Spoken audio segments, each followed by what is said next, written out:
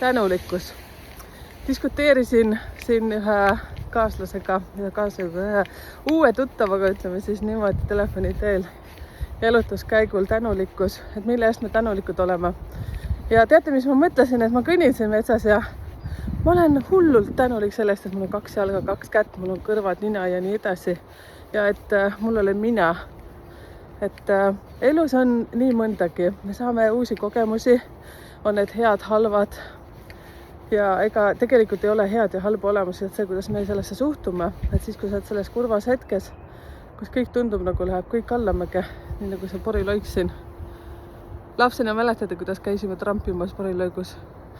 Ja, et kui suhted purunevad, töökoht läheb alt ära ja nii edasi, siis tundub, et kõik ongi nagu pees, ütleme siis niimoodi konkreetselt. Aga kas te teate sellist ühte inimest?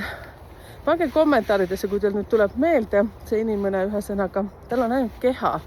Tal ei ole käsi ja jalgu, neid inimesi on suht palju, kes on sündinud sellise sünniveaga. Tal on ainult pea ja keha, aga tal on naine, tal on lapsed minu teadmiste järgi, minu meelest 2 last isegi, täiesti terved lapsed. Ja ta on coach, õpetaja, meesterahvas on ta.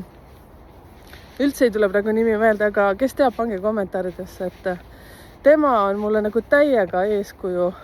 Kujutate ette, inimesed pole mitte midagi, ainult keha. Et kuidas see võimalik on? Ja ta ei vingu, ta ei jonni ja soovitan väga kuumalt teda kuulata YouTube'is, kui on võimalik. Mina inglise keelt väga hästi ei valda, aga ma olen seda vene keeles kuulanud, et üks haruldane inimene, kes lihtsalt räägibki sellest, et lõpeta see vingumine ja hakka lihtsalt tegutsema. Ja nii ongi.